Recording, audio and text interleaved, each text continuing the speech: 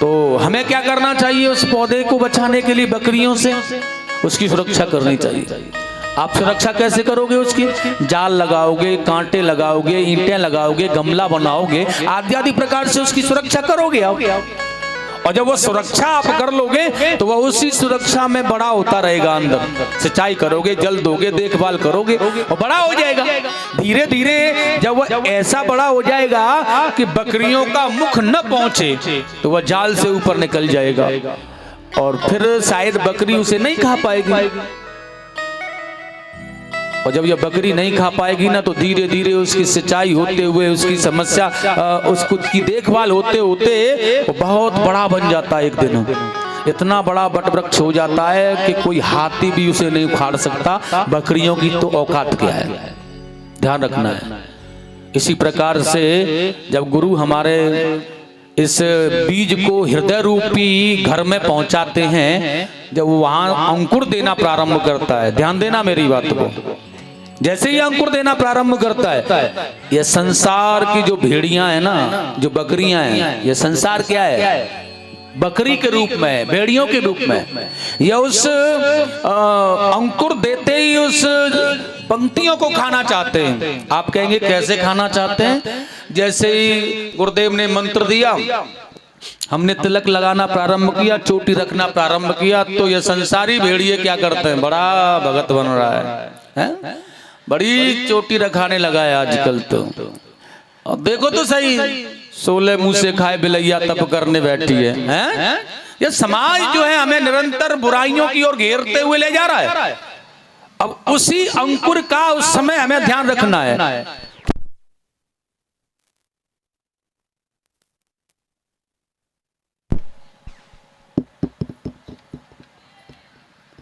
बोलिए वृंदावन बिहारी लाल की जय। अच्छा, उस समय हमें क्या ध्यान रखना? जैसे हमने पौधे के ऊपर जाल लगाया, ऐसे संसार रूपी भेड़ियों के और बकरियों के ऊपर जाल लगा दो। कोई भी व्यक्ति उस जाल तक न पहुंचे, ऐसा जाल लगाओ। जाल माने हमें केवल अपने को ध्यान रखना है कि हम क्या कर रहे हैं, संसार क्या कर रहा है, क्या कह रहा है, इसका कोई भी ध्यान हमें करना ही नहीं है। आ रही है समझ में? नहीं आ रही है या इधर उधर देख रहे हो कि इधर पास से आई हैं? पहले तो आई नहीं, एक भी दिन आ जाए काई को आई हैं?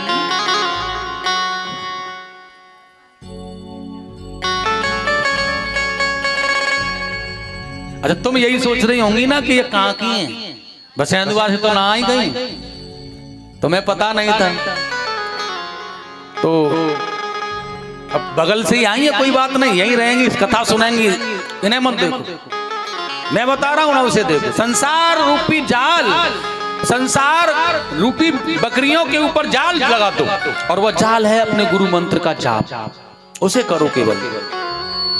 धीरे धीरे 1 दिन होगा, 2 दिन होगा, 3 दिन होंगे, 4, 10, 5 महीने, फिर धीरे धीरे वह बंद हो जाएंगी बकरियां, और तुम अपने रंग में, अपने आप में रंगे रहो। और जैसे जैसे तुम्हारा मन प्रफुल्लित होता जाएगा, फिर कोई भी बकरी तुम्हें छू नहीं पाएगी। तुम एक वटवृक्ष की तरह हो जाओगे, फिर तुम्हारा मन पावन होगा, उस पर कोई भी संसारिक वासनाएं प्रवेश नहीं कर पाएंगी। यह धर्म है हमारे सदगुरुओं का बताया हुआ। संसार रूपी बकरियों से हमें अपना जीवन कैसे बचाना, इस प्रकार बचाओ। और फिर जब वटवृक्ष हो जाएगा तो आप जानते हो कि कितने बड़े विशाल हाथी आए, उसे गिराने के लिए नहीं गिरा पाते। तो हमें जो बीज मंत्र मिला है अपने गुरु के द्वारा, उसकी सुरक्षा हमें ऐसे करनी होती है, नहीं तो भैया संसार की बकरियां उसे उगने से पहले ही खा जाती हैं। अरे बेकार पड़ गए फंदे में, कंठी माला उतारो, कुटी पर टांग दो। अब गुरु जी आएंगे तब पहन ले, जब तक उतार दें क्या फायदा? संसार का डर है ना, लेकिन संसार से नहीं डरना, संसार को डराना है। और मैं तुम्हें वही समझाने का प्रयास करता रहता हूँ, लेकिन तुम हो कि यहाँ तो सुनकर अच्छा सा लगता है। अरे कुछ न बिगड़ेगा तुम्हारा, कुछ न बिगड़ेगा तुम्हारा, गुरु शरण आने के बाद कुछ न बिगड़ेगा तुम्हारा, गुरु शरण आने के बाद कुछ न बिगड़ेगा तुम्हारा गुरु शरण आने के बाद कुछ न बिगड़ेगा तुम्हारा गुरु शरण आने के बाद कुछ न बिगड़ेगा तुम्हारा गुरु शरण आने के बाद हर खुशी मिल जाएगी हर खुशी मिल जाएगी चरणों में झुक जाने के बाद हर खुशी मिल जाएगी चरणों में झुक जाने के बाद कुछ न बिगड़ेगा तुम्हारा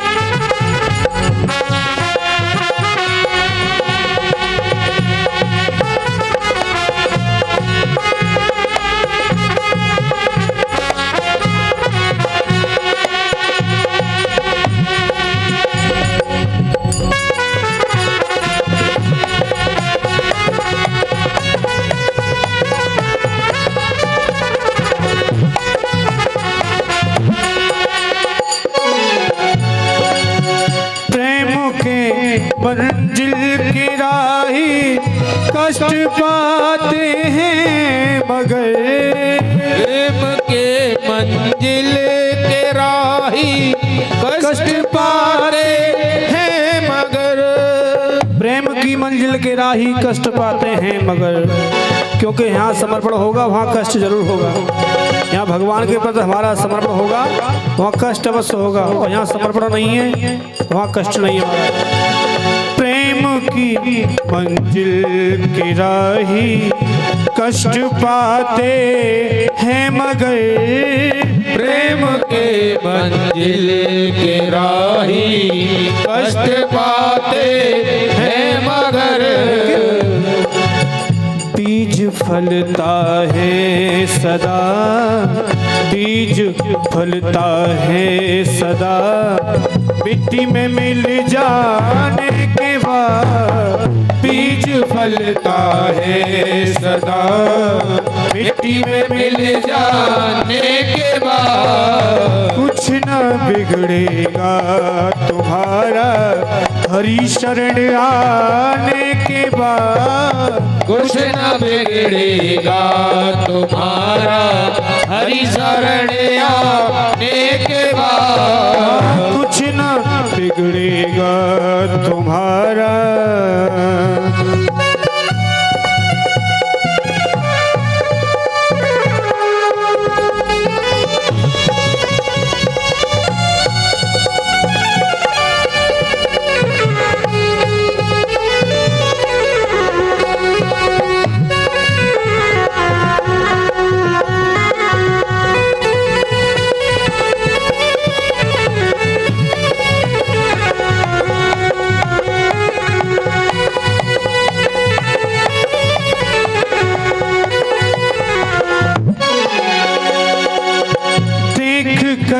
काली घटा को ए भ्रमर मत हो निराश देख कर काली घटा को ए भ्रमर मत हो निराश देख कर काली घटा को ए भंवर मत हो निराश देख कर काली घटा को ए भंवर मत हो निराश ए भंवर मत हो निराश बंद कलियां भी खिलेगी बंद कलियां भी खिलेगी बंद कलियां भी खिलेगी बंद कलियां भी खिलेगी रात ढल जाने के बाद बंद कलियां भी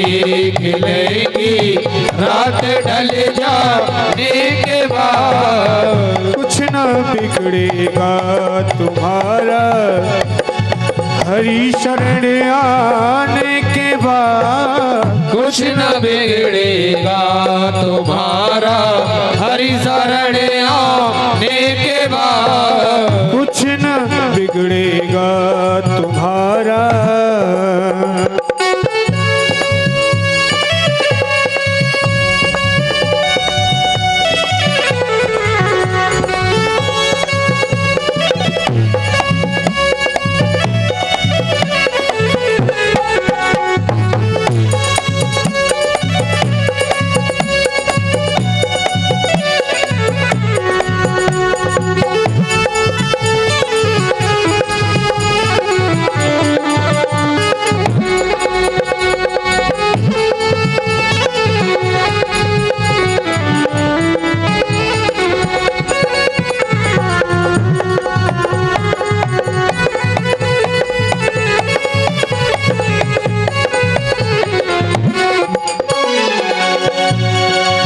जब तलक है भेद मन में कुछ नहीं कर पाएगा।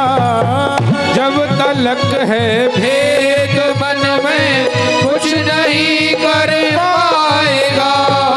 जब तलक है भेद मन में कुछ नहीं कर पाएगा। जब तलक है भेद मन में कुछ नहीं कर पाएगा। कुछ नहीं कर पाएगा। रंग लाएगा ये साधन, रंग लाएगा ये साधन। भेद मिट जाने के बाद। रंग लाएगा ये साधन, भेद मिट जाने के बाद। कुछ न बिगड़ेगा तुम्हारा हरि शरण आने के बाद। कुछ न बिगड़ेगा तुम्हारा हरि शरण आने के बाद। हर खुशी मिल जाएगी, हाँ हर खुशी मिल जाएगी चरणों में झुक जाने के बाद। कुछ न बिगड़ेगा तुम्हारा हरि शरण आने के बाद। कुछ न बिगड़ेगा तुम्हारा। बोलो सरदुर्द भगवान की जय हो। बोलो बांके बिहारी लाल की जय हो। जय जय श्री राधे श्याम। बोले गोविंद भगवान की।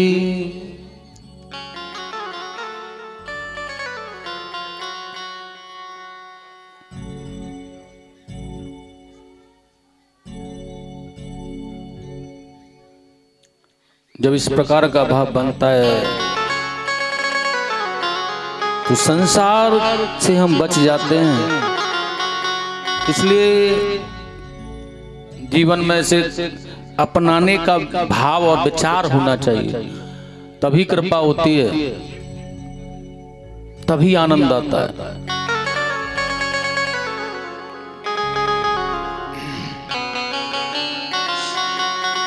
सबे रसायन हम चखें, हरि रस सम नहीं को। रंचक घट ज्यों संचरें, सब तन कंचन हो। जब हमारे गुरुदेव की दी हुई अमृतमयी वाणी का वह शब्द स्वर हमारे रंग रंग में गूंजता रहेगा तो हमारा यह दिव्य शरीर भी कंचन का हो जाएगा, बड़ा अद्भुत हो जाएगा। इसमें कोई भी प्रहार, सारे प्रहारों से लड़ने की क्षमता बनी रहेगी, इसलिए उसे करना चाहिए। प्रेम लगो परमेश्वर सो,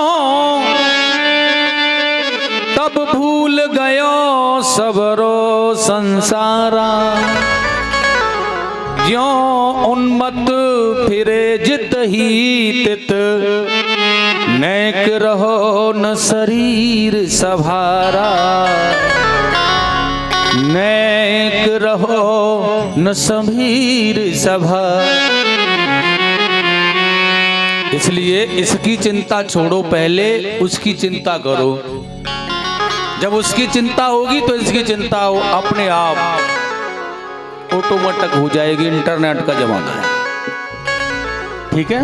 इसलिए उसकी चिंता करो, जो तुम्हें मिला है उसे पाने का सोचो। प्रहलाद जी वही तो कर रहे हैं, हर समय, हर पल, हर वक्त एक ही नाम, नारायण नारायण नारायण। तो हिरण्याकश्यप ने देखा बालक को अति प्यार से गोद लिया बैठाल, पूछा तुम्हें संसार में है किससे अति प्यार। पास में बुलाया, बड़े लाड़ से बुलाया, बड़े प्यार से बुलाया और बुला करके गोद में भी बिठाला। अब बड़े प्यार से हाथ फेरा सर पर और कहा ये बताओ तुम्हें कौन प्यार करता है, किसको ज्यादा तुम प्यार करते हो। अच्छा, हम किसी बालक को प्यार से गोद में बिठाल करके और प्यार दुलार ज्यादा कर रहे हैं तो बालक कहेगा मैं तो दादा से ही प्यार करता हूं, या दादी ज्यादा करने लगी तो मैं दादी से करता हूं। लेकिन प्रहलाद जी ने इतने प्यार दुलार को पिताजी के करने के बाद भी क्या कहा कि हे पिताजी तुम खाम द्रोही बने श्री राम के। हे पिताजी तुम बेकार में द्रोही बने पड़ रहे, कुछ नहीं रखा है संसार में। और ऐसा वाक्य हर पुत्र कहने लग जाए अपने पिता से कि संसार में क्या रखा है तो सभी भजन करें ना। लेकिन कहाँ कह रहा है कोई, जो प्रहलाद जी ने कहा कि हे पिताजी तुम खाम द्रोही बने श्री राम के, हर भजन ही तारन तरन और दर्शन मिले घनश्याम के। हर भजन ही तारन तरन, केवल एक ही तो काम है, हरि भजन करते रहो और भगवान श्याम सुंदर को निहारते रहो। इसलिए छोड़ो ये बैर, ये शत्रुता, इसमें क्या रखा है पिताजी। इसलिए बड़ा सुंदर का है। मुझे तो एक ही नाम अच्छा लगता केवल संसार में, हरि का नाम। और बड़े सुंदर भाव से कहा है आज हिरण्याकश्यपु को, आज प्रहलाद जी ने, हर को नाम सदा सुखदायक, बाकू अपने चित्त धरो, और जो चाहो भव बंधन काटन, तो प्रेम से प्रभु की भक्ति करो। हरि को नाम सदा सुखदायक, बाकू अपने चित्त धरो, जो चाहो भव सागर तारन, जो चाहो भव सागर तारन, प्रेम से प्रभु की भक्ति करो। हरि को नाम सदा सुखदायक, प्रेम से प्रभु की भक्ति करो।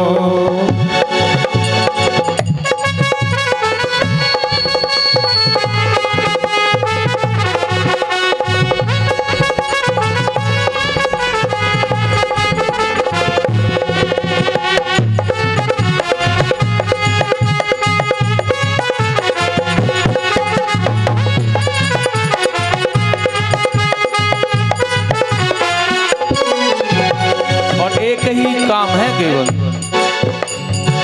भव सागर से पार करेंगे, नाम प्रभु का सहारा है। हाय भव सागर से पार करेंगे, नाम प्रभु का सहारा है। आप कहें आज ही कर दें तो संभव नहीं है। अब आप देख रहे हैं भाई, हिरण्याकश्यप ने भी तपस्या की तो दीमक लग गई शरीर पर, लगा रहा तब जाकर मिला ना। तो आप अपने जीवन के 50 वर्ष में से 25 वर्ष करके तो देखो पहले, तभी तो कुछ मिलेगा। और आप कहें कि हम 5 मिनट तो 5 दिन ही करें और मिल जाए तो नहीं, कुछ करो मिलेगा। ऐसा लगे तो सही उसे कि हाँ कर रहा है, और जब नहीं लग रहा है तो क्यों आए, फिर नहीं आएगा। हाँ भवसागर से पार करेंगे, नाम प्रभु का सहारा है। हाँ भव सागर से पार करेंगे, नाम प्रभु का सहारा है। नवदा भक्ति तरण तारण है, और न कोई किनारा है। हाँ नवदा भक्ति तरण तारण है, और न कोई किनारा है। श्री राम ने सबरी को जो 9 भक्ति बताई हैं, इसमें यह भक्ति भी है। मंत्र जाप मम दृढ़ विश्वासा, गुरुपद पंकज सेवा, तीसरी भगत यमान, और 5वीं भक्ति मंत्र का जाप जितना कर लोगे। ये 2 भक्ति गुरु जी के लिए हैं जो राम जी ने बताई है। इसलिए कहा है नवदा भक्ति के किसी एक भक्ति पर भी चल जाओ, या तो जाप ही करो या गुरु जी की सेवा ही कर लो, एक तो करो कुछ। हाँ नवदा भक्ति तरण तारण है, और न कोई किनारा है। हाँ नवदा भक्ति तरण तारण है, और न कोई किनारा है। और 8 याम ये नाम प्रभु को, 8 याम ये नाम प्रभु को, 8 याम ये नाम प्रभु को, 8 याम ये नाम प्रभु को। सुमिरन करके भव से तरो, हरि को नाम सदा सुखदायक, बाकू अपने चित धरो। हरि को नाम सदा सुखदायक, बाकू अपने चित धरो। और जो चाहो भव बंधन काटन, जो चाहो भव बंधन काटन, जो चाहो भव बंधन काटन, जो चाहो भव बंधन काटन। तो प्रेम से प्रभु की भक्ति करो।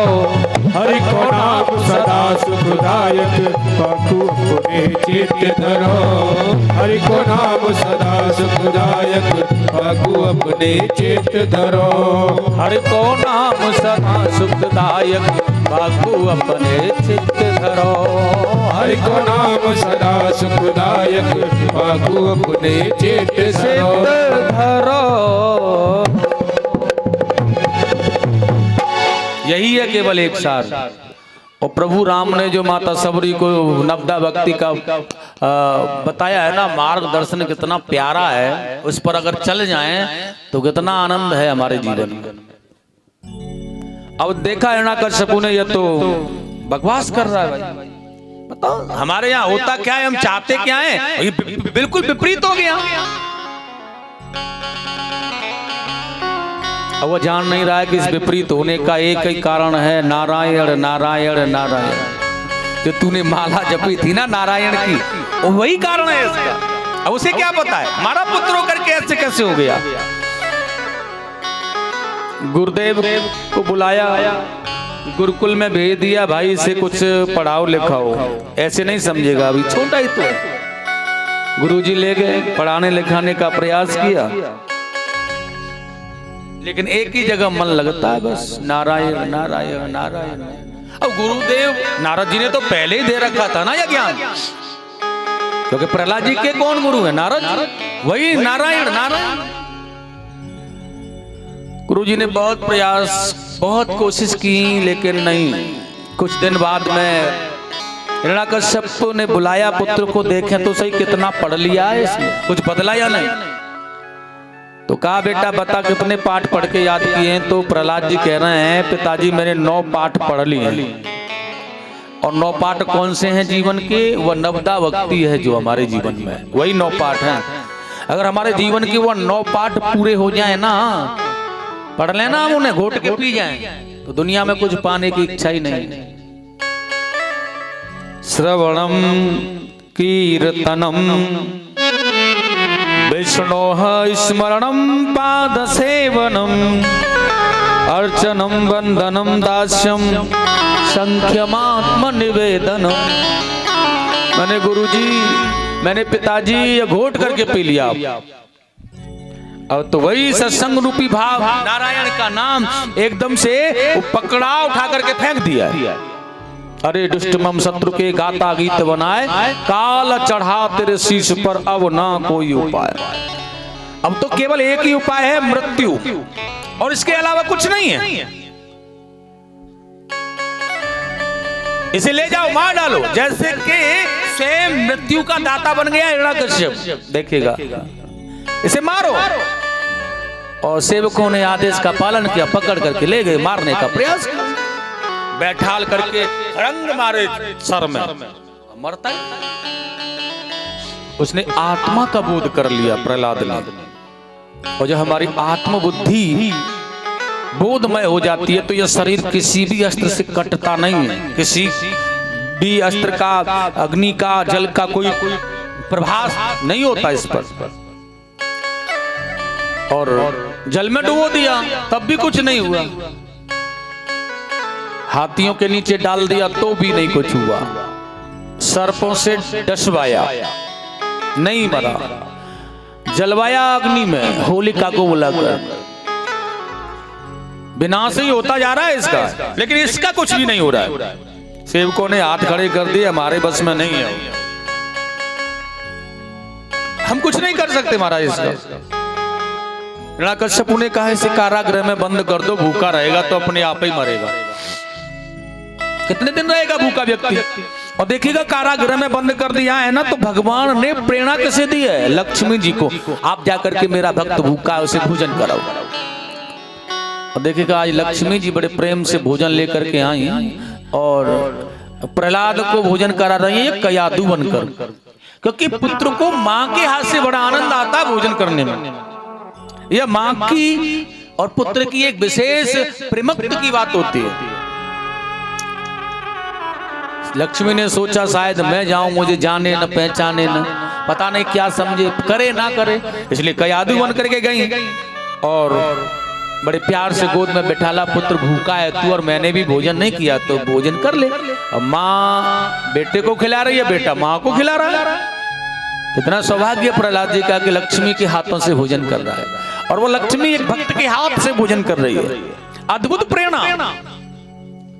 और साथियों लेकिन फिर भी नहीं मरा। सेवकों ने जाकर बताया यह तो पहलवानी कर रहा है, मरेगा नहीं। कारागृह में भी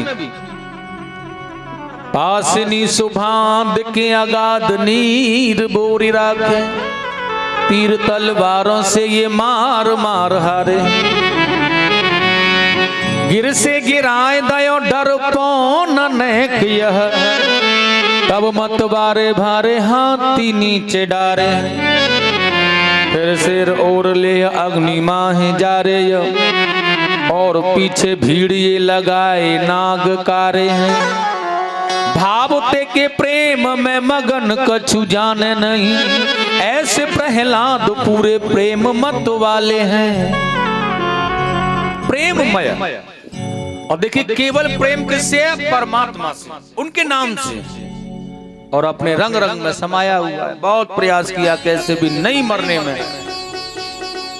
आज हिरण्यकश्यप ने कह दिया है कि अब मैं ही इसे अपने हाथों से मारूंगा। मैं सोच रहा था पिता हूं, मेरा पुत्र है, न मारूं मैं अपने हाथों से, यह दोष मुझे ना लगे, लेकिन नहीं, अब तो निश्चित ही इसे मुझे मारना है। और गरम खम्मा कराया, प्रहलाद को बांध करके ला रहे हैं। मैं देखूंगा इसका भगवान कैसे बचाएगा और यह कैसे बचेगा। अग्नि से तपा हुआ गरम खम्मा, प्रहलाद जी ने आकर जिस खम्भे के ऊपर नजर दृष्टि डाल करके देखी ना, तो भक्त विचलित न हो इसलिए भगवान ने उस पर एक चींटी को चढ़ा दिया। और प्रहलाद जी ने उसे गरम बिल्कुल अग्निमय खम्भे पर चींटी को देखा कि यह अग्नि का प्रकाश, दिव्य पुंज, इसका कुछ नहीं बिगाड़ रहा है। तो फिर तो भगवान की कृपा है ना, यहां भी बड़े आनंद के साथ में आज हिरण्यकश्यप ने कहा अब देखूंगा तेरा भगवान कहाँ है और कैसे बुलाएगा, कैसे बचाएगा। बता तेरा भगवान। सेवकों से बोल दिया से बांधो इस खम्भ से। प्रहलाद जी ने हंस करके कहा पिताजी मेरे प्रभु की आप बात कर रहे हो ना, तो फिर मैं बताऊंगा कहाँ है, आप नहीं। कहाँ है तेरा भगवान?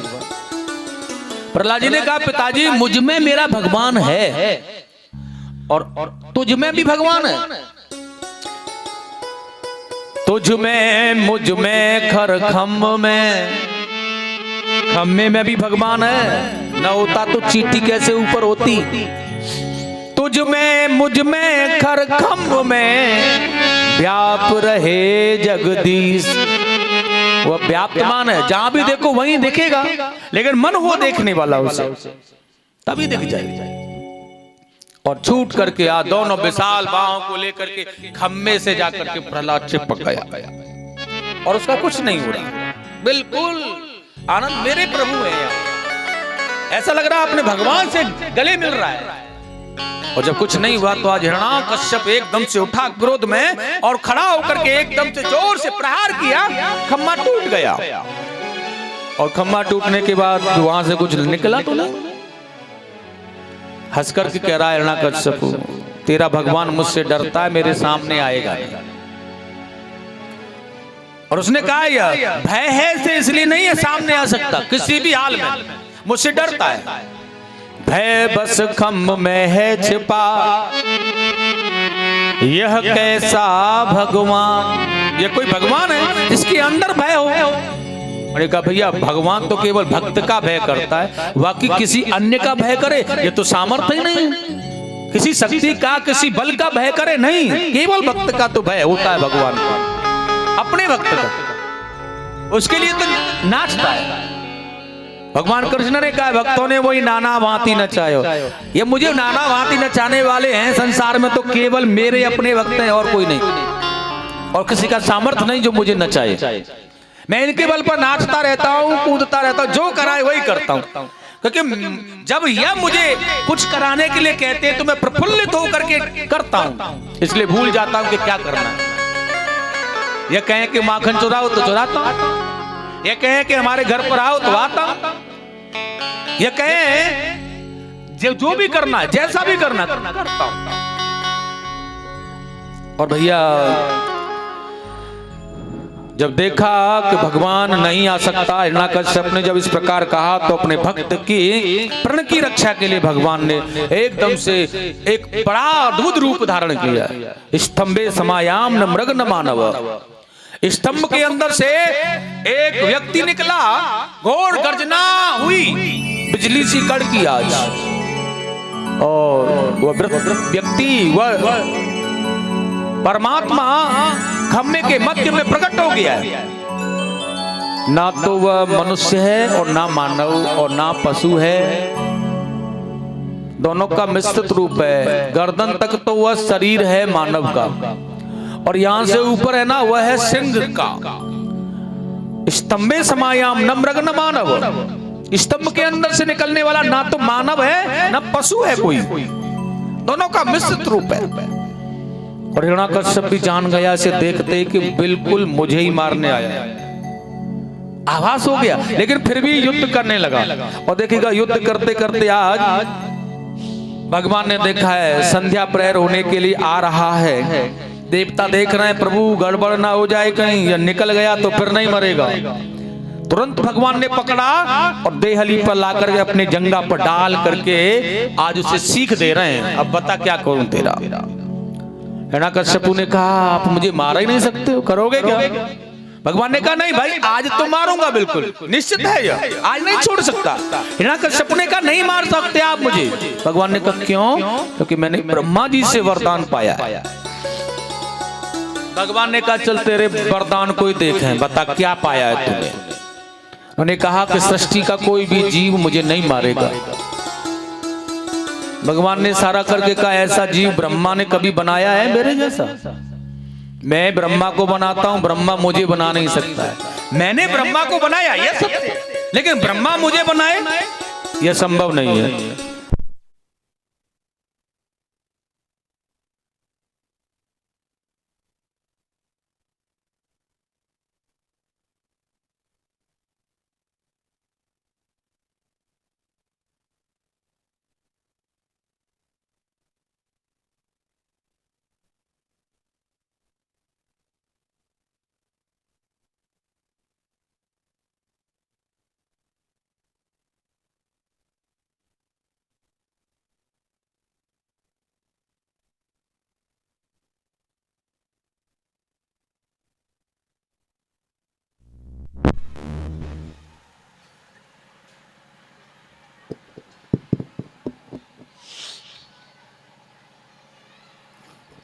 बोली वृंदावन बिहारी लाल की जय।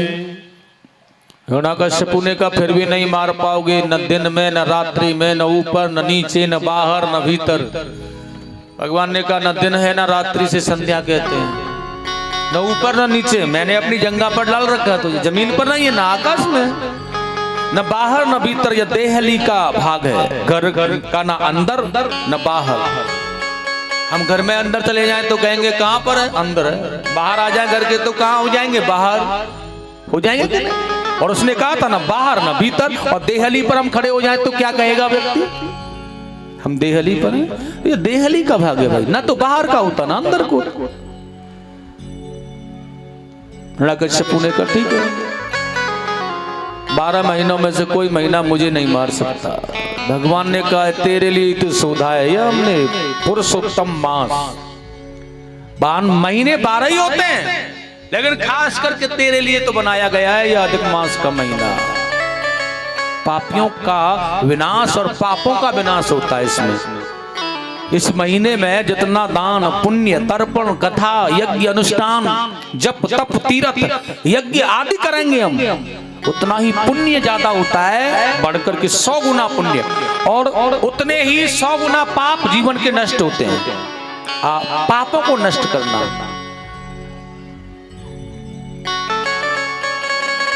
फिर भी नहीं मार पाओगे, अब क्या रह गया भाई? मैंने कहा कोई भी अस्त्र नहीं मार सकता मुझे, आपका सुदर्शन भी ना। भगवान ने कहा मेरे हाथों में अस्त्र है क्या? नहीं, बिल्कुल कुछ नहीं है ना, नहीं है, फिर भी मारूंगा। अब कैसे मार सकते हो आप मुझे?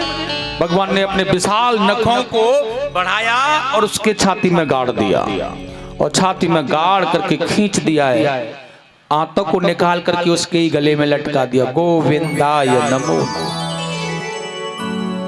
हिरण्यकश्यप मर गया। हिरण्यकश्यप को मारने पर भगवान को क्रोध बहुत आया है।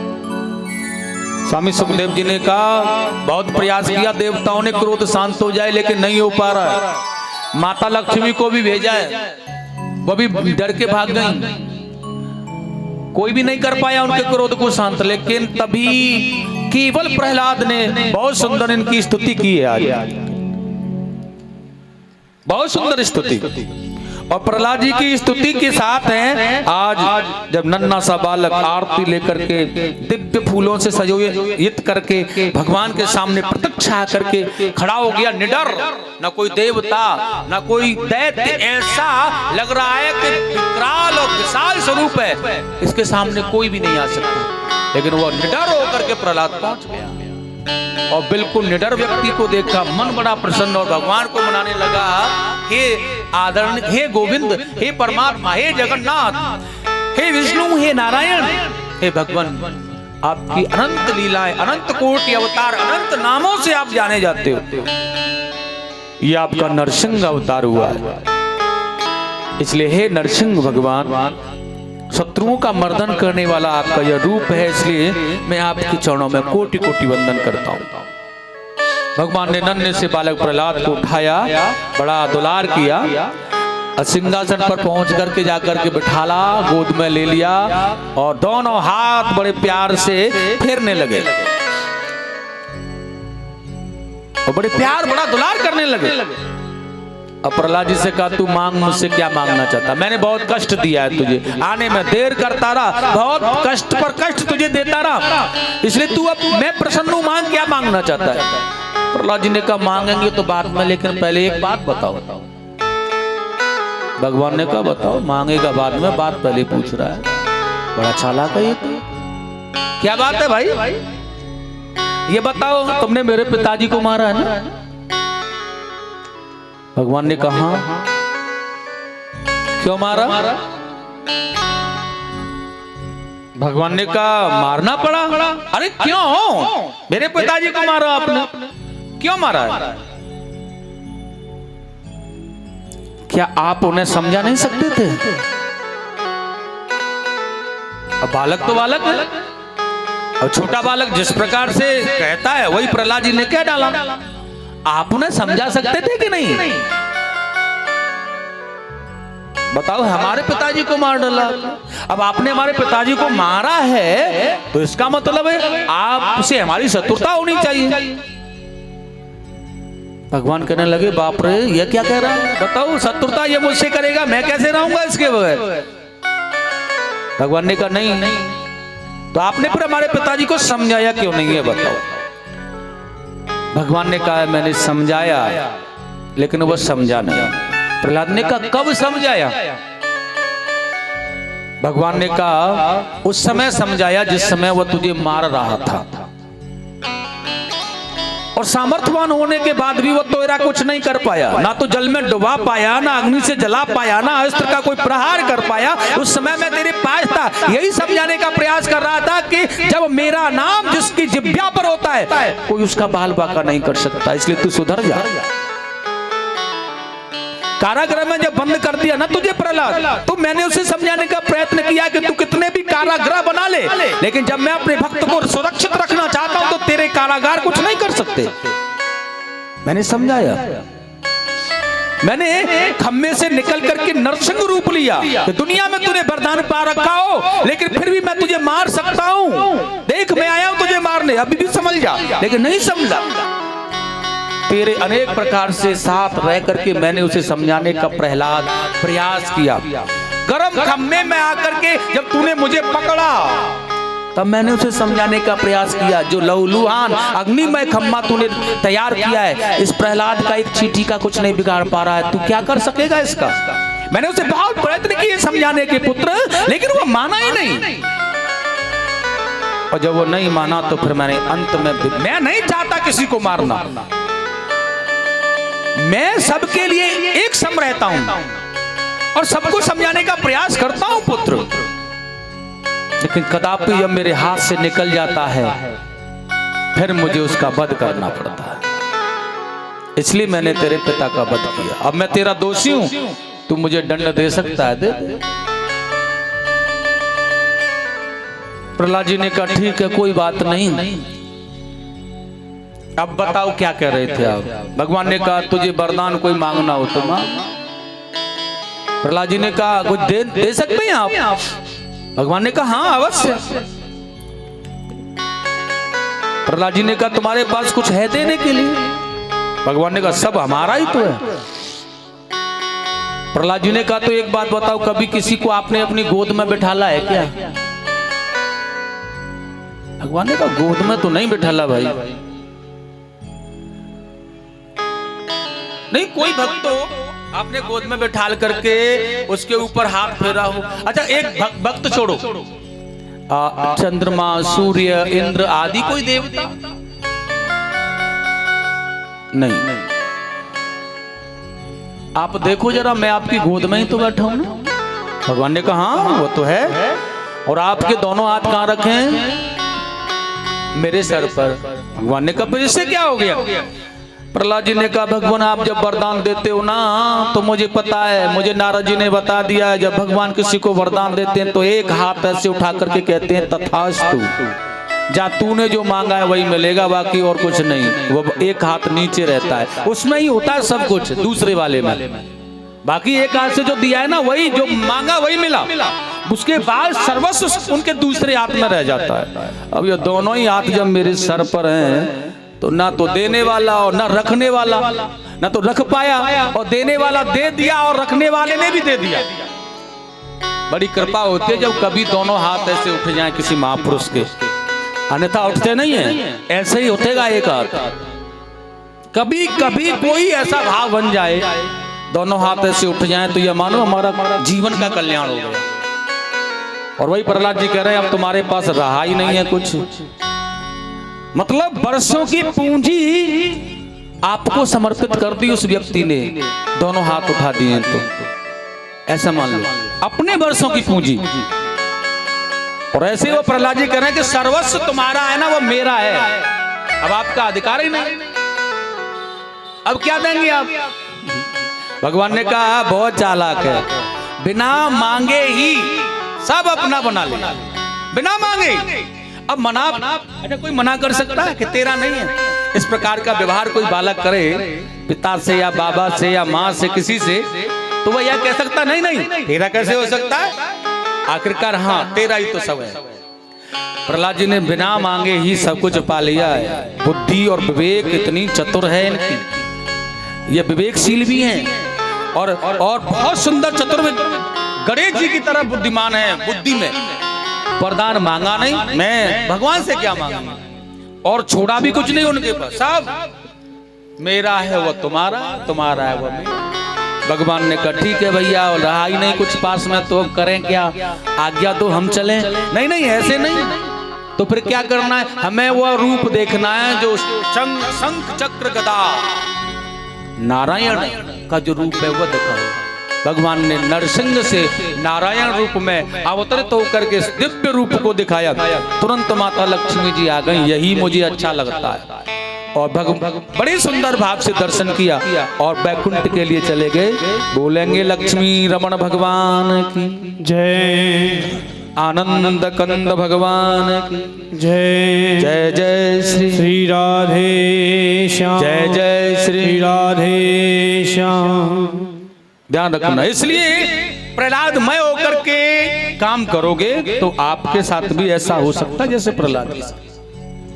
तुलसी मगन भय राम गुण गाय के, राम गुण गाय के भगवान गुण गाय के, राम गुण गाय के भगवान गुण गाय के। अरे तुलसी मगन भय राम गुण गाय के, तुलसी मगन भय राम गुण गाय के, राम गुण गाय के भगवान गुण गाय के, राम गुण गाय के भगवान गुण गाय के। तुलसी मगन भय राम गुण गाय के, तुलसी मगन भय राम गुण गाय के।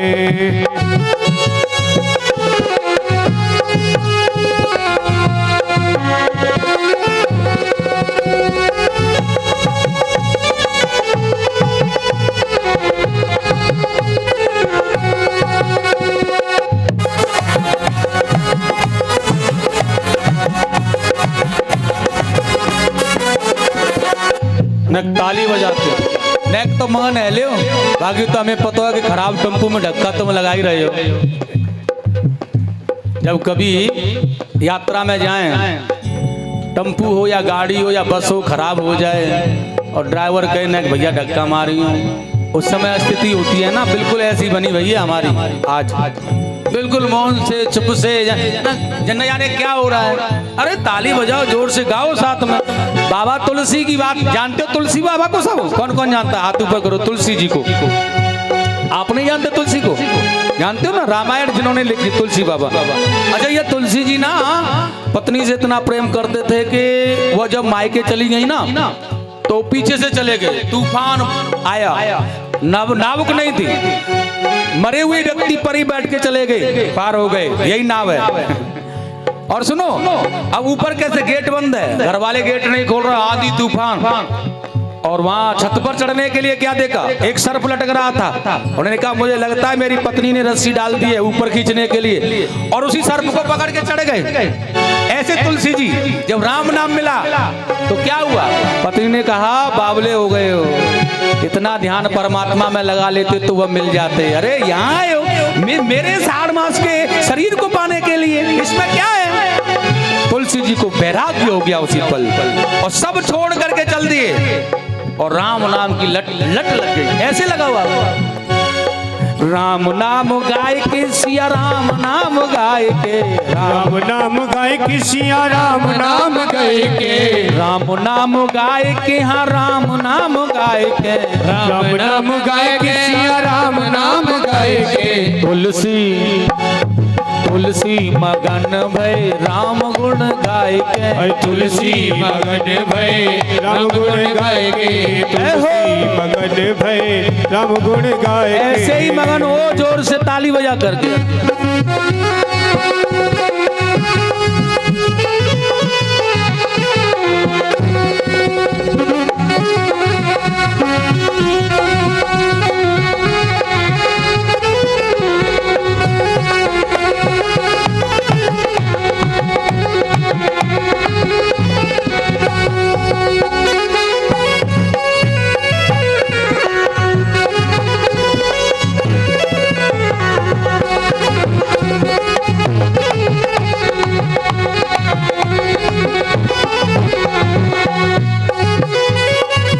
कोई खावे लड्डू पेड़ा बर्फी जमाए के, कोई खावे लड्डू पेड़ा बर्फी जमाए के, कोई खावे लड्डू पेड़ा बर्फी जमाए के, कोई खावे लड्डू पेड़ा बर्फी जमाए के। साधु खावे रूखा सूखा भोग को लगाए, वो साधु खावे रूखा सूखा भोग को लगाए के, साधु खावे रूखा सूखा भोग को लगाए के, वो साधु खावे रूखा सूखा भोग को लगाए के। तुलसी मगन भय राम गुण गाय के, वो तुलसी मगन भय राम गुण गाय के, राम गुण गाय के, राम गुण गाय के, राम गुण गाय के, राम गुण गाय के, राम गुण गाय के, गोपाल गुण गाय के, राम गुण गाय के, गोपाल गुण गाय के। तुलसी मगन भय राम गुण गाय के, तुलसी मगन भय राम गुण गाय के।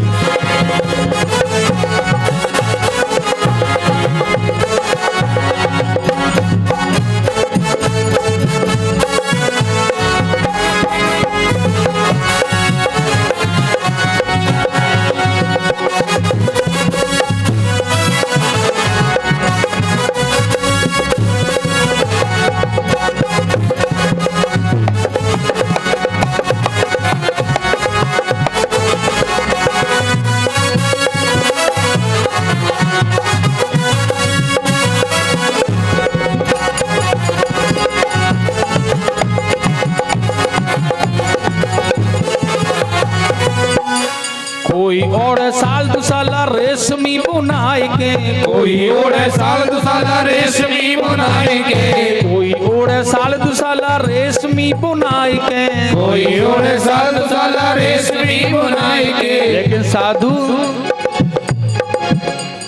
साधु ले काला कमर भस्म को रमाए के, साधु ओढ़े काला कमल भस्म को रमाए के, साधु ओढ़े काला कमल भस्म को रमाए के, साधु ओढ़े काला कमल भस्म को रमाए के। तुलसी मगन भय राम गुण गाय के, तुलसी मगन भय राम गुण गाय के, राम गुण गाय के, गोपाल गुण गाय के, राम गुण गाय के, गोपाल गुण गाय के, राम गुण गाय के, गोपाल गुण गाय के, राम गुण गाय के, गोपाल गुण गाय के। तुलसी मगन भय राम गुण गाय के, तुलसी मगन भय राम गुण गाय के। हरि बोल।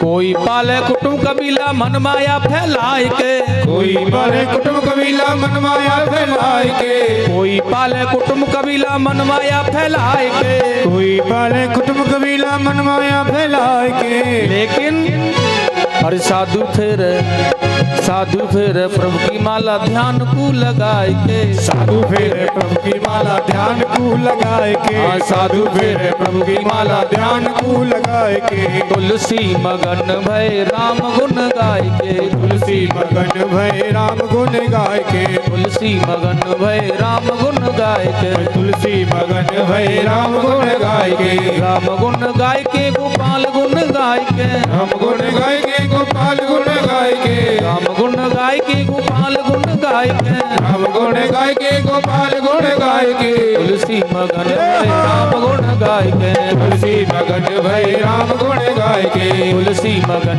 भय राम गुण गाय के, तुलसी मगन भय राम गुण गाय के। तुलसी मगन भय राम गुण गाय।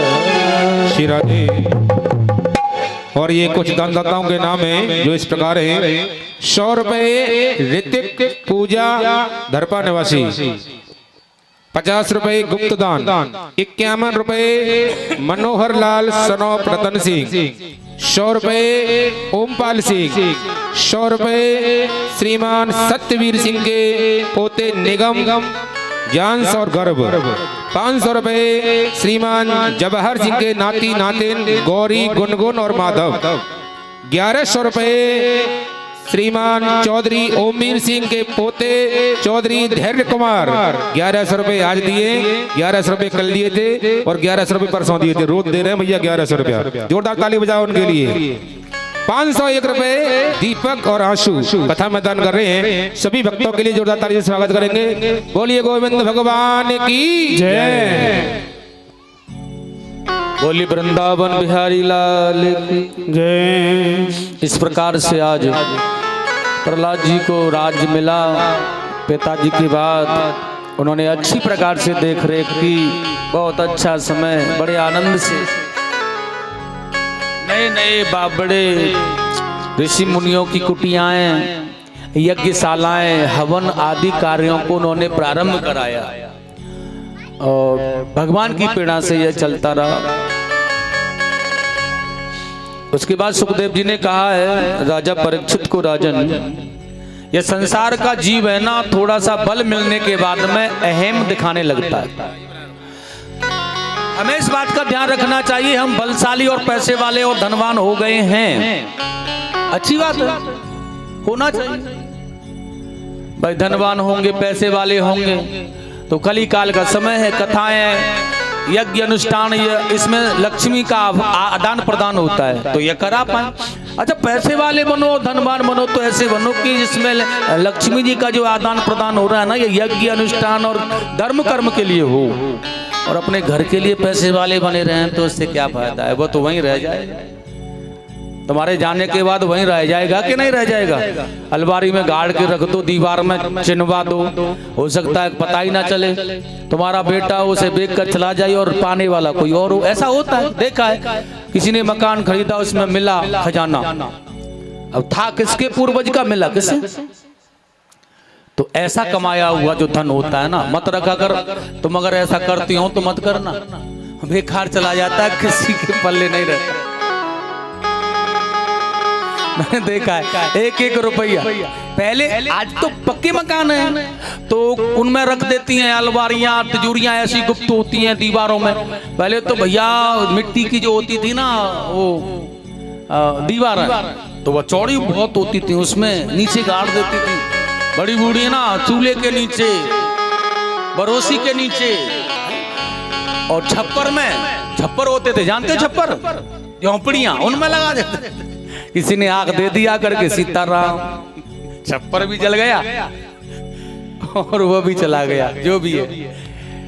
तो फिर ऐसा क्यों, हम ही यूज करें उसे, इतना कमाओ, और ज्यादा दिख रहा है ना तो उसे समर्पण करो परमात्मा के लिए। अच्छा तुम्हारा है तो तुम्हारे बच्चों को मिल जाए, इतना तो यहाँ तक तो ठीक है। अब तुम्हारा किसी और को मिले, कमा कर तुमने रखा और मिले किसी और को, यह कौन सी नीति है भाई, यहाँ यह कौन सा नियम है कि किसी और के लिए छोड़ दो, अपने लिए, अपने बच्चों के लिए तो ठीक है, या फिर सेवा किसी और को ही देना है तो अपने हाथों से कर जाओ ना, किसी गरीब को या किसी को भी मदद करनी अपने हाथों से कर जाओ तो फायदा है, उसका तुम्हें मिल जाएगा। लेकिन छोड़ करके चले गए, वो नहीं मिलने वाला, वो तो उसे मिलेगा जो भजन करके आया, ध्यान रखना है, और तुम्हारा बेकार चला गया।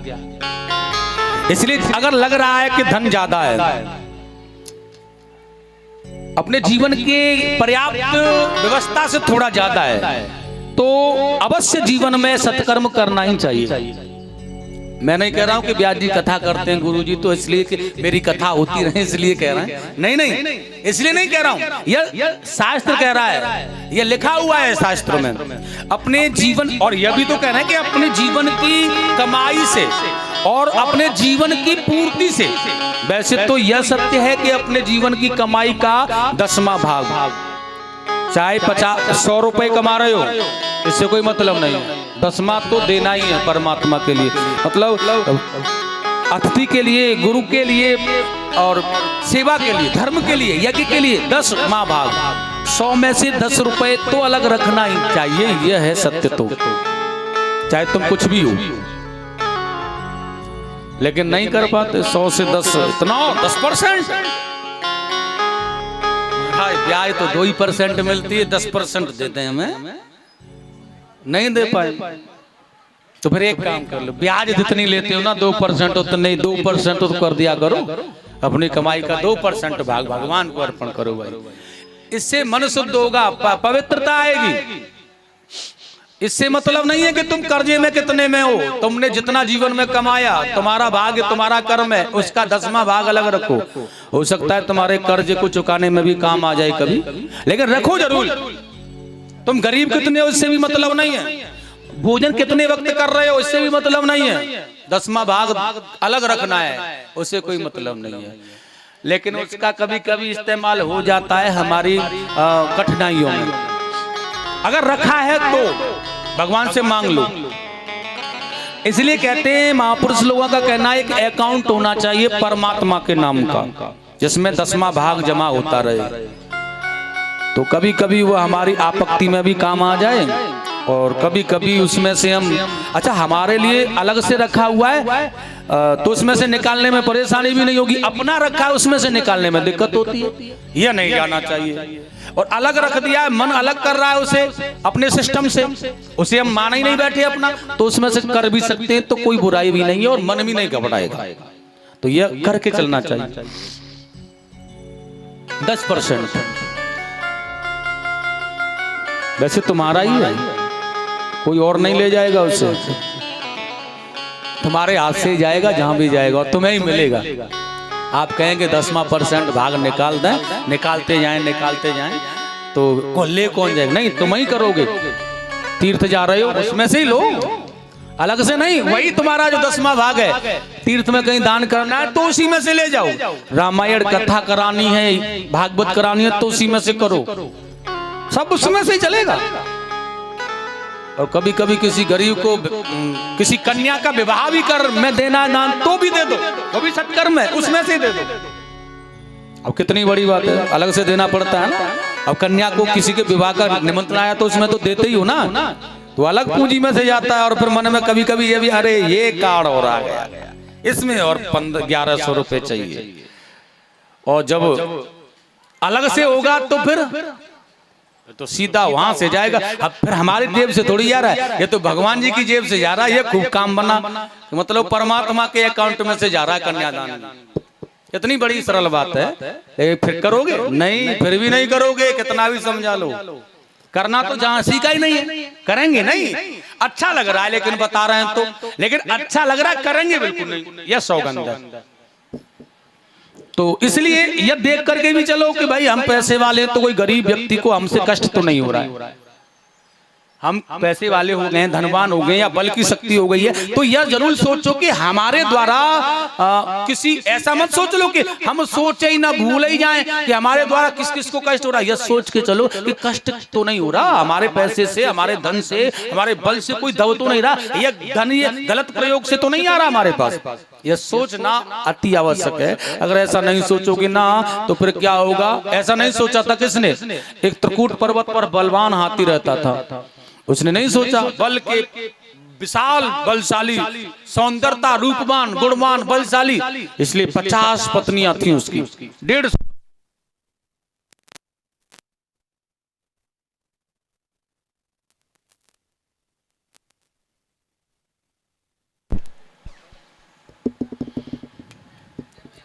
आज के जमाने में किसके पास 5 बेटे होना तो कहता है हाँ अलग रहना है। वहां तो 50 पत्नियां और 150 बच्चे, तो फिर तो सारा का सारा हुकूमत उसी की चलती है भाई। जिधर भी होके जाता टेढ़ा मुंह करके, वहीं बस हाथ जोड़ के खड़े मिलते महाराज। लेकिन वो क्या कहता है? ठीक है ना, लेकिन वो इसलिए नहीं नार हलाता, ठीक है कि वाकई में ठीक है, नार इसलिए हिलाता कि डरता है उससे। ऐसे मत डराओ किसी को भाई, अपराध है यह। और देखिए एक सरोवर में ये जल पीने लग गया है, वही त्रिकूट पर्वत पर एक सरोवर है। तो बलशाली ग्राह वो गजेंद्र का पैर एक ग्राह ने पकड़ लिया। मृत्यु कैसे आती है इस बलशाली जीव की, यह बताने जा रहा हूं। उसने बहुत देखा, ये जल पी रहा था, पीने दिया। अच्छा सरोवर में जल पी रहा, अपनी तृषा बुझा रहा है, ठीक है पी ले भाई, हमें क्या लेना देना। जल पिया, जल पीने के बाद उसमें अंदर घुस गया। अब अंदर क्यों गुस्सा, प्यास लग रही थी, पीकर चला जाता। अंदर घुस गया, चलो अंदर घुस गया तो सूंड में भर के जल नहाने लगा। चलो गर्मी लग रही है, नहा ले भाई। नहाने के बाद क्या, 50 बेटे 150 बेटे 50 पत्नियां खड़ी हैं। 50 बेटे 150 बेटे 50 पत्नियां, यहां से चले जाओ, अच्छे जाके पल्ले को इतना तो। और सरोवर में ऐसे भाग रहा, सबके ऊपर सूंड से पानी फेंकता जाता है। एक ही जगह नाले भले मांस, क्यों भाग रहा है सब में। और उसमें रहने वाले जंतु भी हैं भाई, अब छोटे वाले, अब वो पैरों से कुचलता जाता है, वो उन्हें कष्ट हो रहा है। अब यह कष्ट उस ग्राह से नहीं देखा गया। उन्होंने कहा मरना तो है ही, इससे बड़ा तो कुछ नहीं है। इसलिए जा करके ग्राह ने पैर पकड़ लिया, अब तुझे ही देखना है। और जब पैर पकड़ा, दबाया, रुधिर निकलने लगा। हाथी ने कहा हाँ होगा कोई छोटा मोटा, क्या बिगाड़ेगा मेरा, पता ही नहीं चला इसे, इसलिए लगा रहा उसी में। लेकिन जब रक्त निकलता गया, क्योंकि शरीर से रक्त निकल जाए और रक्त रहे ही ना इसमें, तो प्रिय क्या करेगा, निर्बल। और एकदम से चक्कर आया उसे, निर्मल हुआ। उसने देखा कि अवश्य मैं संकट में हूं, तो उसे हटाने का प्रयास किया। लेकिन अब यह जब तक इतना निर्मल हो गया है कि उसे हटा स्वयं नहीं पाया। और फिर परिवार से कहने लगा मदद करो मेरी। किया परिवार वालों ने मदद, बच्चे भी लगे, पत्नियां भी लगी, लेकिन नहीं निकाल पाई। जब इस संसार रूपी चक्र के व्यू में जीव फंस जाता है ना, तो फिर घर वाले कुछ नहीं करते, ना बेटे कुछ कर पाते हैं। फिर तो एक ही कहानी है, गोविंदाय नमो नमः। कहाँ गया तेरा बल, कहाँ गया पैसा, कहाँ गया धनवान था तू, यह सब धरा रह गया कि नहीं रह गया। ऐसे ही ग्राह को ने जब खींचा तो गजेंद्र को सब छोड़ के चले गए। कितने समय तक मदद करें, 1 2 दिन 4 दिन 10 दिन, कब तक करें आखिरकार। एक दिन बच्चे को भी लगता है कि पिताजी मर जाएं, पिता को भी लगता है कि बाबा चले जाएं, बहुत दिन से सेवा हो रही है, अब नहीं बस की बात। कितना भी प्यारा हो, कितना भी दुलारा हो, सेवा 2 4 6 10 दिन होती है। उसके बाद में तो मन में ऐसा आता है कि अब भैया परमात्मा आओ, छोड़ के चले गए। पुत्रों ने कहा बाबूजी यहाँ तो पानी पानी मिलता है, खाना पीना कुछ नहीं मिलता हमको, हम ऐसे, तुमने तो सब देख लिया, क्या हम ऐसे बर्बाद करते जीवन को। पत्नियों ने कहा बच्चे चले गए, हम क्या करेंगे यहाँ, आप तो ऐसे यूं वो 2 4 बहाने बनाए, उन्हें देखना है, ये देखना है, छोड़ दो, वो भी चले गए। और जैसे ही पत्नियों ने छोड़ा, गजेंद्र एकदम से चीत्कार करने लगा, रोने लगा। पत्नी छोड़ते साथ फिर कौन है संसार में ऐसा। पत्नियों ने मुड़ के भी नहीं देखा। अब तो ग्राह ने अपनों का जब साथ और छूट जाता है, अपना साथ और नहीं देते तो फिर और कमजोर हो जाता है। और ग्राह खींच ले गया जल।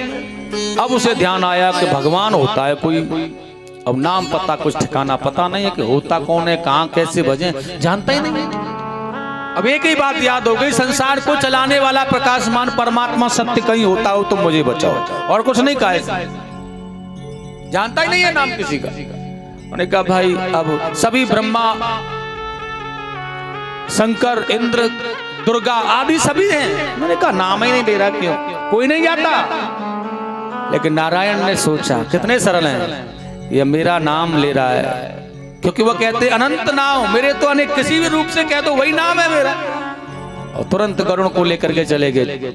जल में जाते हुए गजेंद्र को उसकी सूंड को पकड़ के यूं उठा लिया, फूल की तरह फेंक दिया जल से बाहर।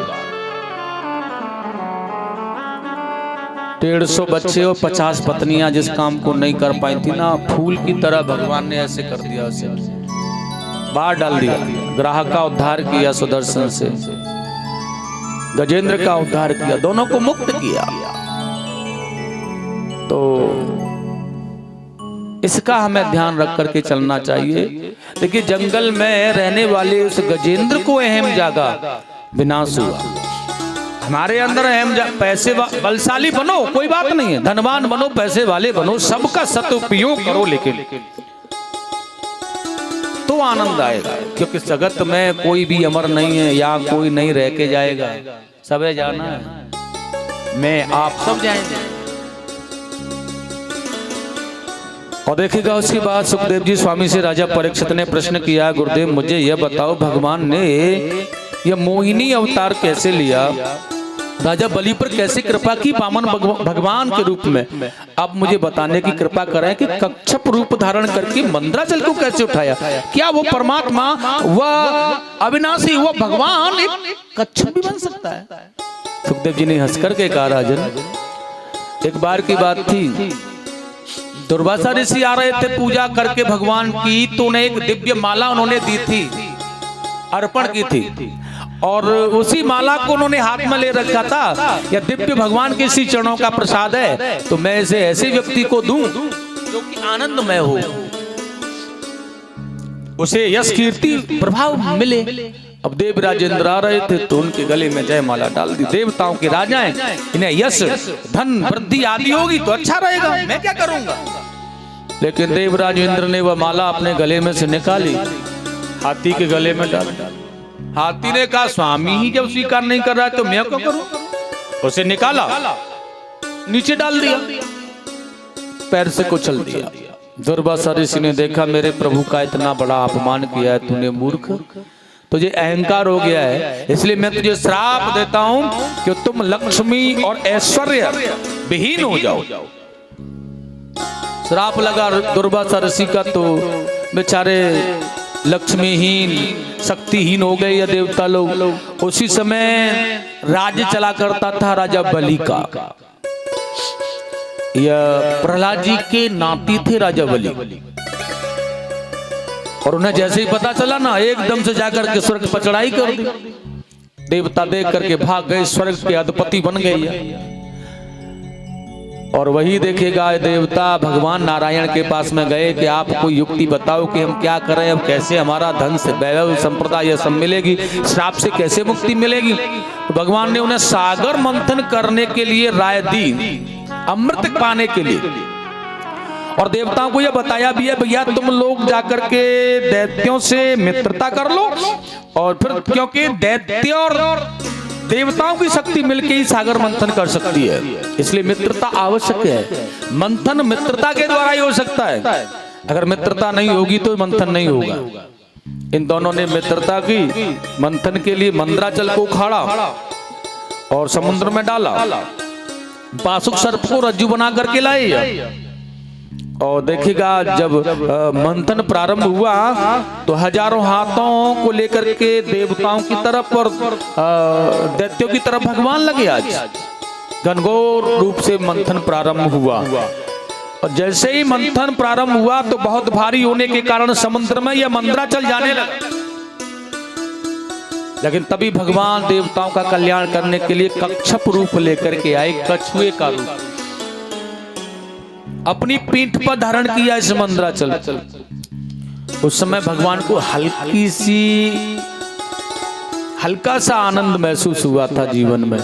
ऐसा लगा कि कोई विशाल हाथी को और कोई छोटे से जीव ने खुजलाया हो, ऐसा भगवान को लगा। और सागर मंथन प्रारंभ हो गया। आज ये कच्छप अवतार है भगवान का, ध्यान रखना, एकदम प्रेम से बोलेंगे कच्छप भगवान की जय। आगे जब मंथन चलाए तो सबसे पहले हलाहल विष निकला है, और देखिए इस विष को देख करके तो सभी डर गए। उन्होंने कहा हमें तो चाहिए था अमृत, निकला है विष।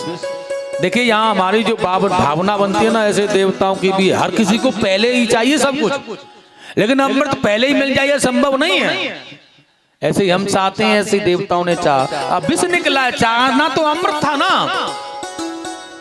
और ये भगवान की शरण में गए, प्रभु क्या करना है। सभी ब्रह्मा नारायण महादेव के पास में आकर के कह रहे हैं कि भैया इस विष से कैसे छुटकारा मिलेगा। तो भोले बाबा को मनाना प्रारंभ किया है इन्होंने। देव देव महादेव, हे देवों के देव महादेव, आप सर्वस्व हैं। देव देव महादेव, भूतात्मन भूत भावन, श्री कृष्ण गोविंद हरे मुरारे।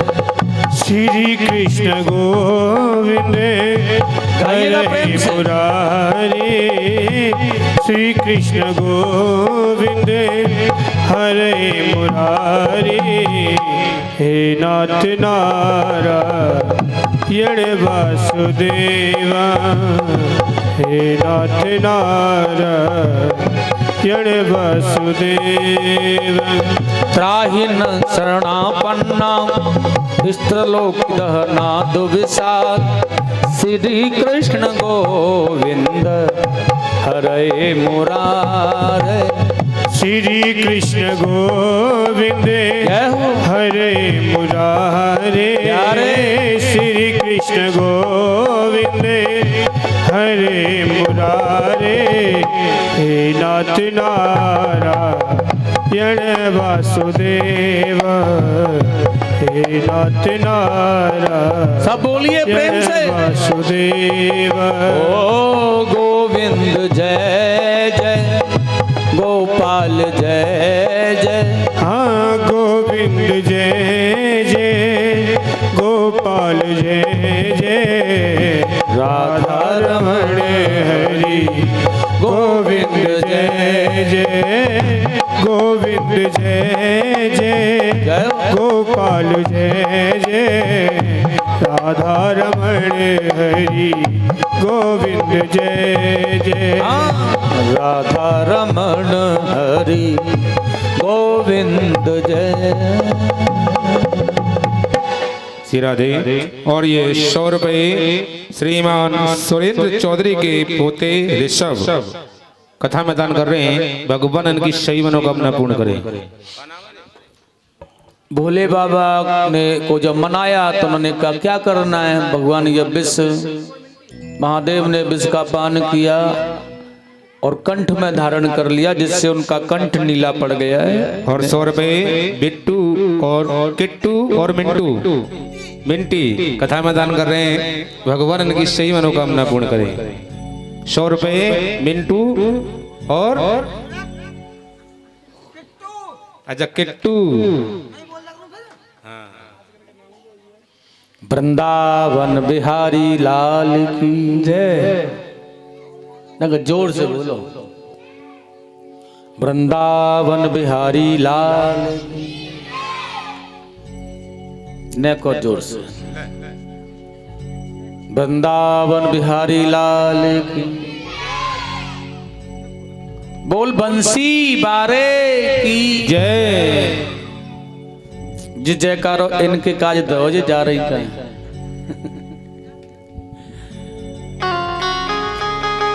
तो इनके मन में होगा तुरंत के अब कैसे चले निकल के। महाराज जी के नेतृत्व हों तो तुरंत निकलें, क्योंकि समय हो गया है। विशेष होगा भाई काम। इतना भी बहुत है कि इतना समय देते हैं ये लोग। मैं तो बड़ा आभार प्रकट करता हूँ आप सभी का भैया। तो देखिएगा अब दोबारा से मंथन प्रारंभ हुआ है। और जैसे ही मंथन प्रारंभ हुआ चला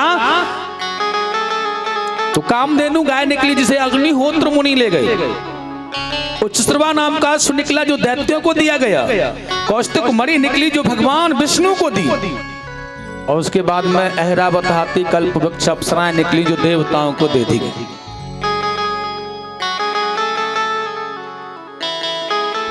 और उसके बाद शोभायमान लक्ष्मी जी निकल के आई। अब लक्ष्मी जी को आने के बाद में झगड़ा होने लगा सब में कि भाई इसे हम लेंगे, इसे हम लेंगे, इसे हम लेंगे। तभी ब्रह्मा जी ने आकर के निर्णय किया है कि ये जिसके गले में जयमाला डालेंगी उसी को यह अर्पण होंगी। तो स्वयंवर बना दिया गया और जयमाला लक्ष्मी जी को दे दी गई। अब लक्ष्मी जी जयमाला लेकर के चली जा रही हैं। देखा दुर्वासा ऋषि बैठे हैं। उसके बाद देखा, बताओ लक्ष्मी जी को पाने का भाव तो बाबाओं के अंदर भी है। कोई भी नहीं है वंश, सब पाना चाह रहे हैं, सब लक्ष्मी सबको मिले। देव गुरु बृहस्पति जी हैं, देवताओं के गुरु, वो भी चाह रहे हैं कि हमें मिल जाए। शुक्राचार्य जी हैं, उन्हें भी चाहिए लक्ष्मी। देवराज इंद्र तो चाह ही रहे हैं कि हमारे पास आ जाएं तो कल्याण ही हो जाए। राजा बलि के मन में भी आया, लेकिन नहीं। ब्रह्मा जी ने भी सोचा कि लक्ष्मी मिल जाए हमें। भगवान शंकर भी बैठे हुए थे यहाँ, लेकिन लक्ष्मी कहाँ रह सकती हैं या बताएं, इसके अंदर कोई अवगुण न हो जो उन्हें संभाल सके, जो सरल हो, निर्मल हो, सदाचारी हो, अवगुणों से रहित हो, ऐसा व्यक्ति उन्हें संभाल सकता। और वह है केवल नारायण। और जैसे नारायण के पास आई, उनके गले में जयमाला डाल दी। बोली लक्ष्मी रमण भगवान की जय। भगवान लेकर के बैकुंठ चले गए मैया को। इस तरह से भगवान को लक्ष्मी जी प्राप्त हुई। अब दैत्यों ने कह दिया, भाई हमें लक्ष्मी नहीं मिली, अब हम नहीं करेंगे सागर मंथन। देवताओं ने कहा, आगे सागर मंथन होगा, जो भी निकलेगा तुम्हें दे दिया जाएगा, चाहे अमृत ही क्यों न हो। और देखिए, इस लोभ के कारण जब यह मंथन प्रारंभ पुनः हुआ,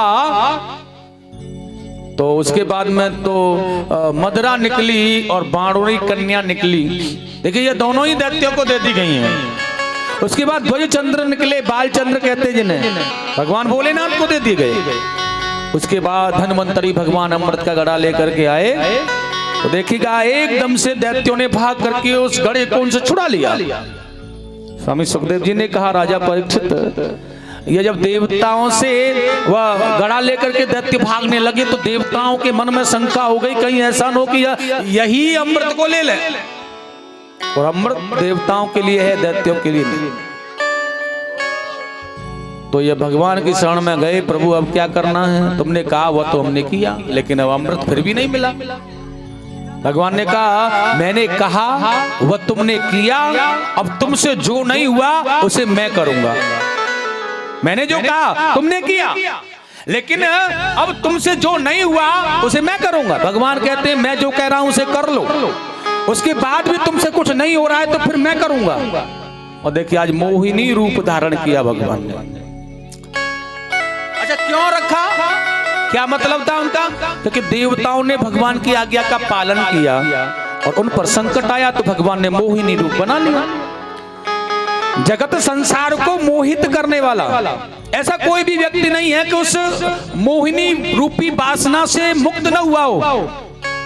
यहाँ तक भी कि साक्षात परम योगी कहलाने वाले महादेव को भी मन में आ गया था, भगवान के बैकुंठ में चले गए थे कि मुझे वो रूप दिखाओ, मैंने उसी रूप का दर्शन नहीं किया है। और महादेव से मना किया था उन्होंने, भगवान ने रहने दो, मत चक्कर में पड़ो। नहीं, मैंने आपके समस्त अवतारों का दर्शन किया है, आपने मोहिनी अवतार लिया था, वो नहीं देख पाया, चक्कर में फंस गए। भगवान ने जब मोहिनी रूप रखाया ना, महादेव भी कामाग्ध हो गए। काम को जीतने वाले, विजयश्री को पाने वाले, काम को भस्म कर देने वाले महादेव। एक बार भगवान के मन में आया था, इतना सुंदर रूप था क्या मेरा, जिससे कि योगियों में परम योगी कहलाने वाले महादेव भी मुक्त हो गए उसे देखकर। तो उन्होंने वह स्वरूप मन में बसाया और उसका चिंतन किया, मैं भी देखना चाहता हूं उस रूप को। और उस रूप को पाया ना तो भगवान भी चकित हो गए उसे देख करके, मोहित हो गए। ऐसा सुंदर स्वरूप था अपना स्वयं का। वही रूप कल द्वापर में श्री राधा जी के रूप में प्रकट होकर के आया था भगवान का। उनकी अनुपम क्रिया कैसी है, कोई नहीं बखान कर सकता। और यहां देखिएगा, भगवान मोहिनी बनकर के दैत्यों के बीच में जब चले गए ना, तो दैत्यों की बुद्धि खराब तो हुई गई है उसे देख करके। राजा बलि ने कहा, कहां से आई हो, कौन हो आप? मोहिनी भगवान ने कहा, मेरा नाम मोहिनी है, मैं लता पताओं की पुत्री हूं, मेरा काम है सभा में नृत्य करना। राजा बलि ने कहा, हमारी सभा में चलो नृत्य करो आप। नहीं, मैं झगड़ा जहां होता है ना वहां नहीं करती नित्य। देखिए कलह झगड़ा ईर्ष्या बुराइयां जहां होती हैं वहां नहीं। ठीक है, झगड़ा समाप्त कर देते हैं।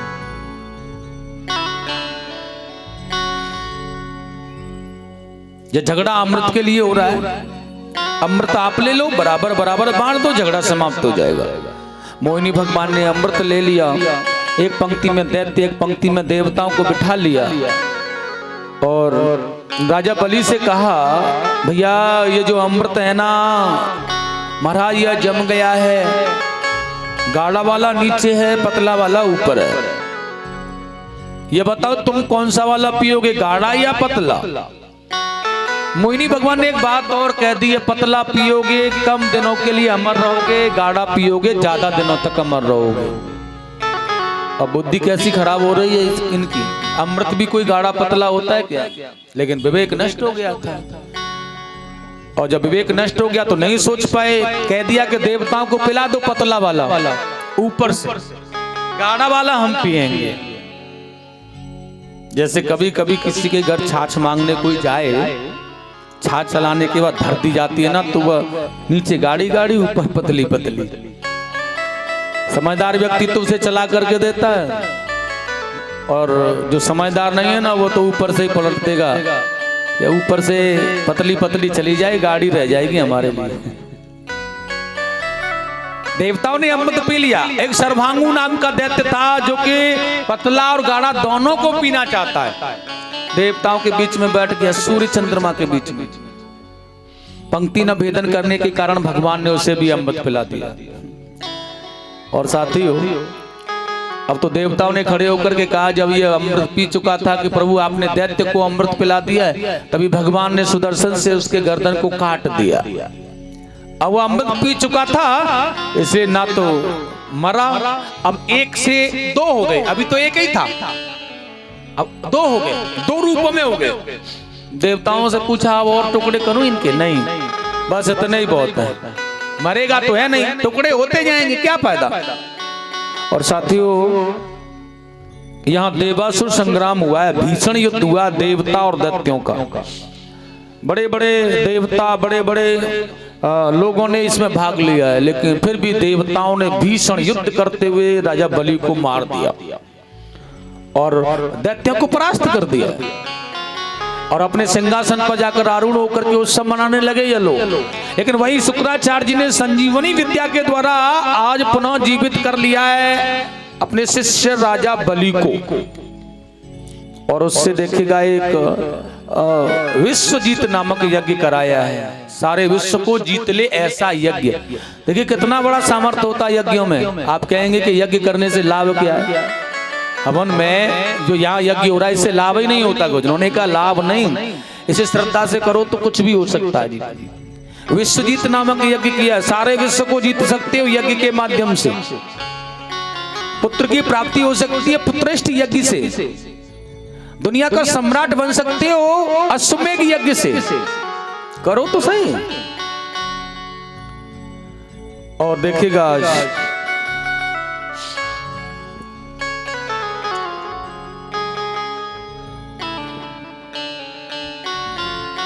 पुनः धनुष बाण तर्कस आदि लेकर के जब जीवित हो गया और यज्ञ कर चुका है, अकेला ही चला गया, बलशाली है।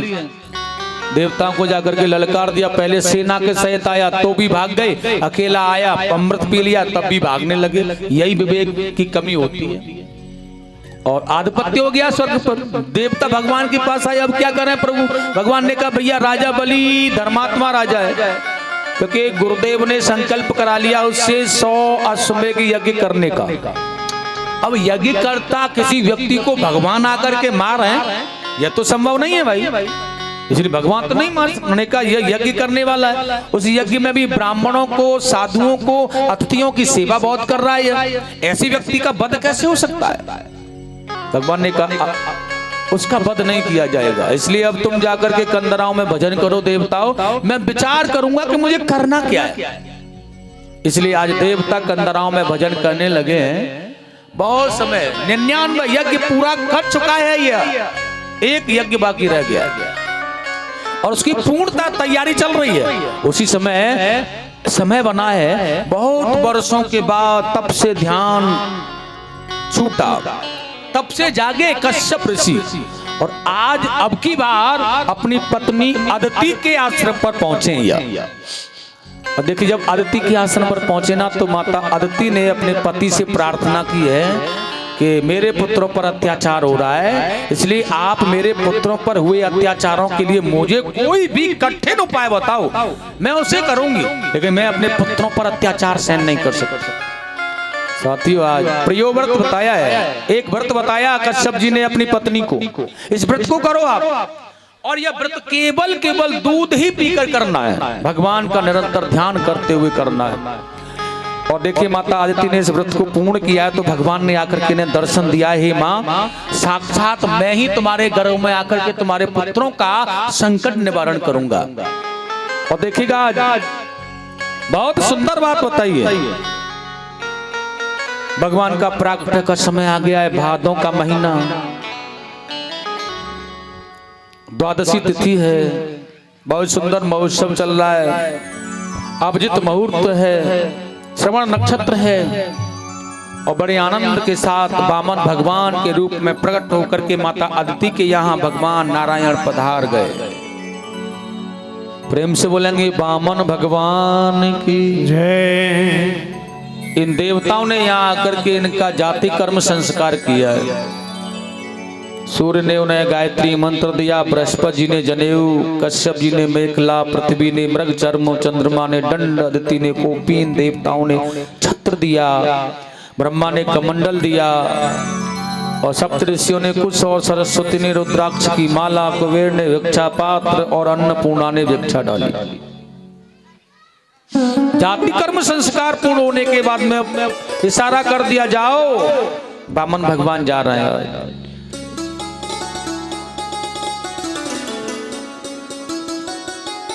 हमारे घर आए हैं भगवान, आज भगवान का हमारे यहाँ आना हुआ है तो हमें स्वागत करना है प्रभु का बड़े सुंदर भाव में। हमारे घर आए हैं भगवान और छोटे छोटे हाथ हैं इनके और छोटे छोटे पाँव, हमारे घर आए हैं भगवान, हमारे घर आए हैं भगवान। छोटे छोटे हाथ हैं इनके, छोटे छोटे हाथ हैं इनके, छोटे छोटे पाँव, हमारे घर आए हैं भगवान, हमारे घर आए हैं भगवान।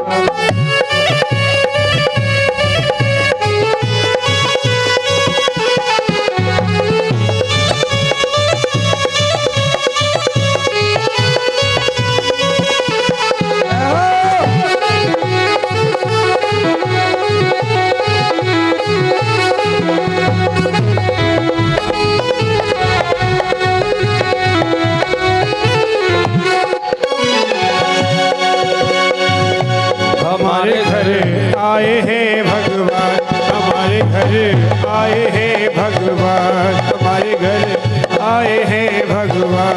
ओ छोटे छोटे हाथ हैं इनके, छोटे छोटे हाथ हैं इनके, छोटे छोटे पाँव, हमारे घर आए हैं भगवान, हमारे घर आए हैं भगवान।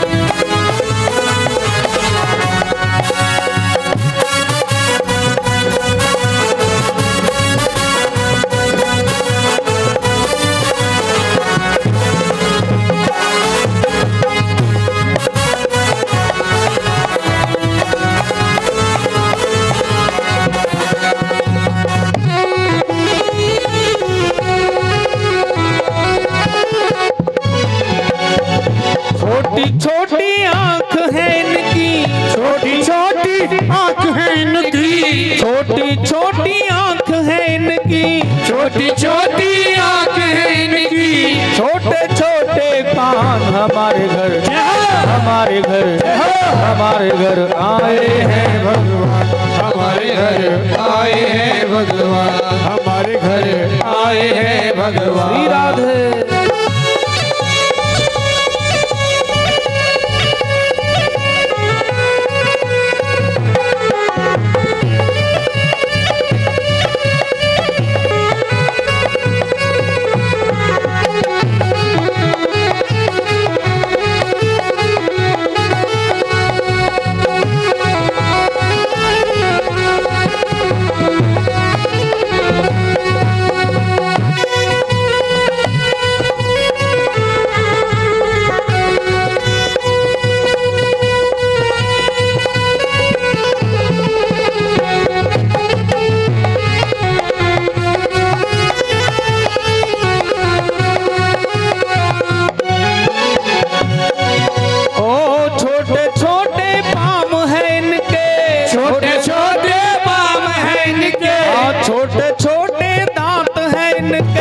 छोटे छोटे दांत हैं इनके, छोटे छोटे कान हमारे घर, हमारे घर, हमारे घर आए हैं भगवान, हमारे घर आए हैं भगवान, हमारे घर आए हैं भगवान।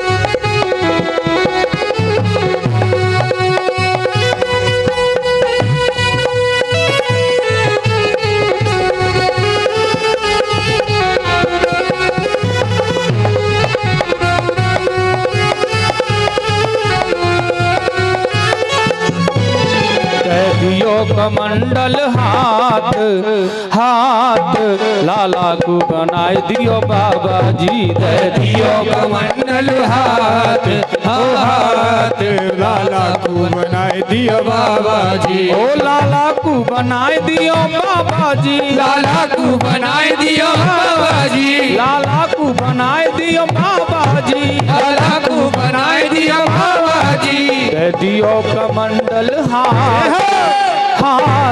लाला को बनाए दियो बाबा जी, दे दियो कमंडल हाथ ओ हाथ लाला को बनाए दियो बाबा जी।